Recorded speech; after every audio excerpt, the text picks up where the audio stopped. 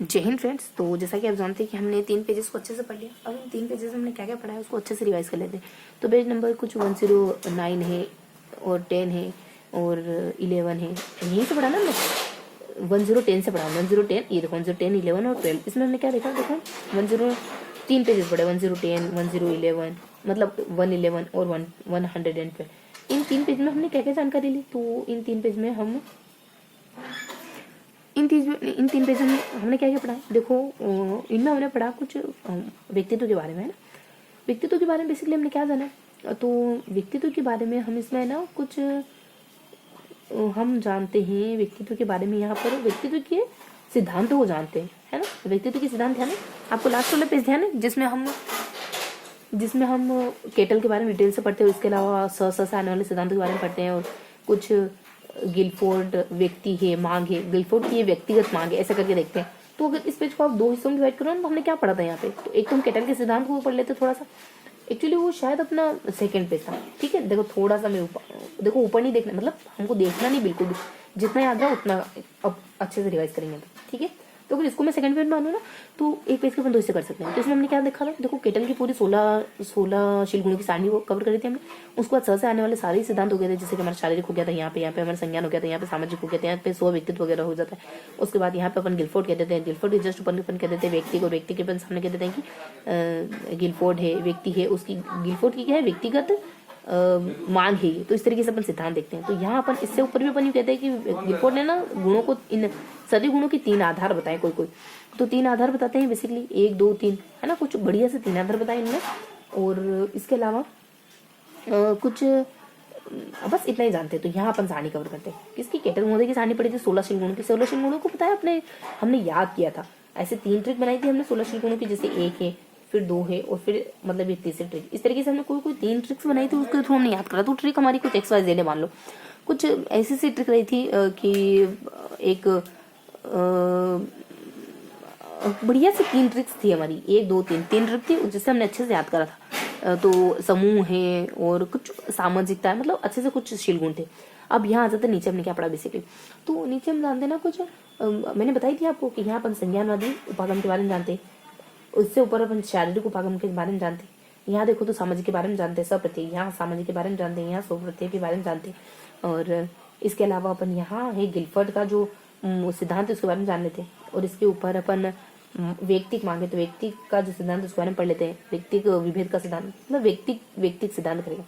और गिलफर्ड की व्यक्तिक मांग है, तो यहाँ मांग का सिद्धांत करके देख लेते हैं। तो ये सारे हमने सिद्धांत पढ़े बेसिकली। अब इनमें थोड़ी इन्फॉर्मेशन भी। अब लास्ट पेज पे चलते हैं, ठीक है। तो हमने यहाँ पे किस पे खत्म करा, हमने कुछ मान लो गिलफर्ड पे खत्म करा ना। तो इसके बाद हम क्या देखते हैं, लास्ट पेज में हमने पढ़ा था, देखो कि व्यक्तित्व में हम लास्ट पेज में क्या जानते हैं। व्यक्तित्व हम लास्ट पेज में ना कुछ एक तो चल फर्स्ट पेज को ध्यान रहा था मेरे को। तो फर्स्ट पेज में ना हमने शायद एक तो नवफ्राइडवादियों के बारे में भी पढ़ा हमने। अब जानते हैं नवफ्राइडवादियों के बारे में भी पढ़ा हमने, क्योंकि पिछली बार सेशन हमने फिनिश किया था युंग पे। हाँ, तो ये जो फर्स्ट वाला पेज है ना, जानते हो कुछ इस तरीके से पेज को बांटोगे तो हमने नवफ्राइडवादी जो भी व्यक्ति था ना, यहाँ हमने नवफ्राइडवादियों को क्लियर किया था, सारे नवफ्राइडवादी। क्योंकि इससे पहले वाला सेशन नवफ्राइडवादियों पे खत्म होता था। वो अपने कार्ले है, एलिस है, सल्लिवान है ना, और अन्ना फ्रायड है, ये सब। तो हमने यहाँ पे कार्ले, कैरन ऐसे 2 नाम थे। और कार्ले है, कैरन है और सल्लिवन है और अन्ना फ्राइड, इस तरीके से 3-4 कोटेशन जाने थे। यहाँ जानते हो, यहाँ हम नवफ्राइडवादियों में से 3 से 4 नाम देखे थे, और 3 से 4 नाम यहाँ तक मतलब। और उसके बाद यहाँ की जो जीवन दायरा है और पुरुष क्या होता है, मानसिक हिंसा क्या होती है, इस तरीके से हमने अलग अलग तरीके की बातें जानी थी, मतलब कुछ अन्य फैक्ट जाने थे।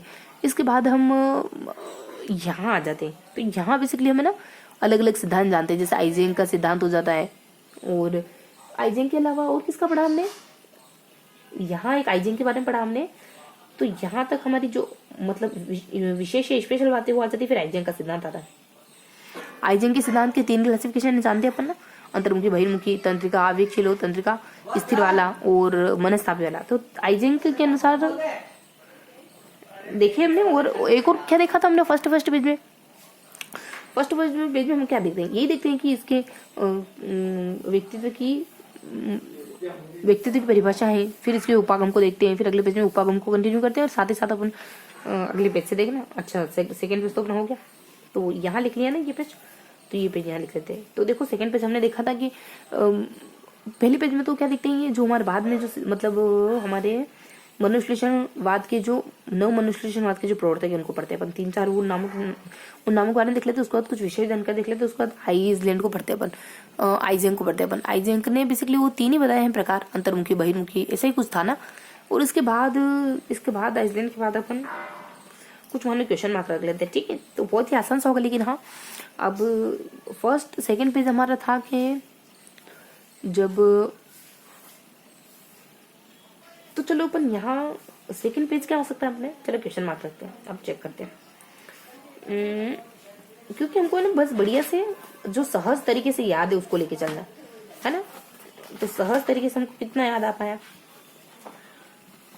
अच्छा यहाँ पे टी हम कह रहे ना कि लास्ट ये जो मैंने डिस्कस करा ना, ये सेकंड लास्ट है, सही है बिल्कुल। लास्ट पेज हमारा वो है व्यक्तित्व के मापन की तीनों विधियां, आत्मनिष्ठ, वस्तुनिष्ठ, व्यक्ति परक है, जिसको अपन कहते थे कि रोशनशाही दबा परीक्षण है, इंक IBT है, 10 कार्ड है। और ऊपर कुछ 5 के बारे में बताते हैं, 5 बिंदु है वो सब। IBT की क्या महत्वता है, तो महत्ता भी ये 2 तरीके से बताते हैं कि इससे ना IBT से मतलब समस्याग्रस्त बालकों और इन तरीके के बालकों के बारे में पता चलता है। और पैसे बहुत लगते हैं इसमें, और खोजने वाला, अच्छा ये तो कमी है, खोजने वाला बहुत तो मुश्किल से मिल पाता है। समस्या पे होता है, भौतिक स्तर को जानने के लिए उपयोगी है। और व्यक्तित्व के भावनात्मक को, मानसिक सामाजिक पहलू को भी के बारे में भी जानकारी देगा। तो हमको मेन जहाँ क्वेश्चन मार्क है वो कवर करते हैं। ये हमारा लास्ट पेज हो गया इस तरीके से। तो ये हमारा बस लास्ट पेज डिस्कस कर लेते हैं क्योंकि ये एक्सचेंज हो जाएंगे। तो लास्ट पेज हमने क्या पढ़ा बेसिकली, लास्ट पेज हम देखते हैं हमारे इससे जुड़ा हुआ कुछ, मिडिल पेज है ना। मिडिल पेज हमारा एक्चुअली मिडिल पेज तो इससे जुड़ा हुआ। लास्ट पेज हमारा व्यक्तित्व के मापन, एक्चुअली लास्ट पेज हमारा जो भी हमने देखा ना वो बेसिकली वो है अपना कुछ क्या, अच्छा देखो फिर व्यक्तित्व का मापन है। देखो थोड़ा सा निगाह गिर गया मेरा, क्या है व्यक्तित्व का मापन। तो ये व्यक्तित्व के प्रकारों को, यहाँ से हमारा व्यक्तित्व का मापन शुरू हो जाता है। व्यक्तित्व का मापन आप कैसे कर सकते हो, 3 तरीकों से कर सकते हो, या तो वस्तु है, या फिर अनुदान है, उपदान है, सॉरी उपदान है, और बस।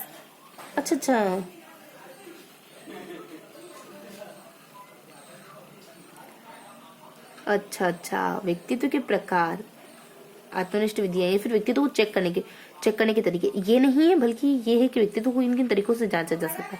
तो व्यक्तित्व को जांच कैसे सकते हैं, ये वाले बिंदु बताए गए यहाँ पे, ठीक है। तो इन बिंदु में कौन कौन से बिंदु आ जाते हैं कि व्यक्तित्व को आप जांचोगे ना बेसिकली, तो आपको कुछ स्टेजेस में इसको डिवाइड करना होगा। मतलब कि आप चेतन है, अचेतन है, अर्धचेतन है, कुछ 4 बिंदु आ जाते हैं जो हमारे व्यक्तित्व को मापने के तरीके बताते हैं। व्यक्तित्व को मापने के तरीके क्या है, व्यक्तिनिष्ठ है, वस्तुनिष्ठ है, बस। तो इस तरीके से व्यक्तित्व के प्रकार अपन 2 तरीके से हो सकते हैं, एक तो व्यक्तिनिष्ठ और एक वस्तुनिष्ठ, ठीक है। उसके बाद 1-2 और विधियां हो जाएगी। थोड़ा सा क्वेश्चन मार्क लगा लेते हैं वो कौन सी विधियां। तो बेसिकली ना वो विधियां ये कुछ इस तरीके की, ये सुकरात है, हमने याद करें 1-2 कुछ 1 2 3 और ये कुछ 4, यहाँ पे 1 2 3 4 5, यहाँ पे 5 है। बस ये तो थोड़ी सी अपने बातें हो जाती है। अब थोड़ा सा और देख लेते हैं कि ऐसी कौन सी चीज़ है जिसके बारे में हमको इल्म ही नहीं है, ये ट्रिक के बारे में ना। एक तो USB केबल आ जाएगी, हम चार्ज बना देते हैं, मान लो प्लग बना देते हैं, ये प्लग है, इसमें हमको चार्ज लगाना है, मान लो चार्ज लगा रखा हमने, ठीक। तो इस तरीके से हमको थोड़ा सा ध्यान रखना है कि ये पहली ट्रिक है हमारी। और काऊ यानी गाय बना देते हैं तो चीज़ें याद रहेगी। तो ये अपनी गाय आ जाएगी, है ना, हाफ गर्ल और हाफ गाय, ठीक है, काऊ। उसके बाद आंटी आ जाती है, फिर अपने आंटी जी आ जाती है, ठीक है। तो इस तरीके से ध्यान रखेंगे अपने के प्लग आ जाएगा और फिर काऊ आ जाएगी और उसको आंटी जी आ जाएगी। तो आंटी जी ने प्लग और काऊ, आंटी जी चार्ज लगाने मतलब मोबाइल चला रही थी, चार्ज वार्ज लगा रही थी, तो जैसी गाय है ना तो खाना रोटी देने चलेगी। तो S3 आ जाएगा, काऊ आ जाएगा। तो बेसिक बात है। और कुछ ऐसा है जिसके बारे में हमको इल्म ही नहीं था, तो ऐसा तो कुछ है नहीं, है ना। तो देखो यहाँ पे सिर्फ विद्वानों के नाम है, बल्कि बाकी सब में थोड़ी सी डिटेल है, मांग सिद्धांत है ना, तो मांग सिद्धांत है यहाँ पे 3 में, और मतलब थोड़ी सी डिटेल कहाँ पे गिवन है ये देखते हैं। थोड़ी सी डिटेल फर्स्ट वाले में, थोड़ी सी डिटेल लास्ट और सेकंड लास्ट में भी, फर्स्ट और लास्ट में थोड़ी थोड़ी सी डिटेल है, ध्यान रखेंगे, ठीक है। और सेकंड लास्ट में भी ये प्रणोद और एसपी साहब ध्यान रखो, एस और संकेत और प्रणोद, इस तरीके से हमने ध्यान कर लिया। यहाँ ये विधियां तो अपन जान ही चुके हैं अच्छे से, है ना। और ये असामान्य बालकों को पता लगाने के लिए होती है, ये भी अपन अच्छे से देख चुके हैं। तो इस तरीके से हमने ना इस पूरे सेशन को बहुत ही अच्छी तरीके से पढ़ लिया है, ठीक है। और 10 मिनट रिवाइज भी कर लिया है, यानी पेज नंबर कुछ इन 3 पेजेस में हमने जो कुछ भी जाना था ना उसको हमने मोटा मोटी रिवाइज कर लिया। तो अब थोड़ा सा फेस टू फेस मिलकर इसको on the Chowk board discuss कर लेते हैं, ओके।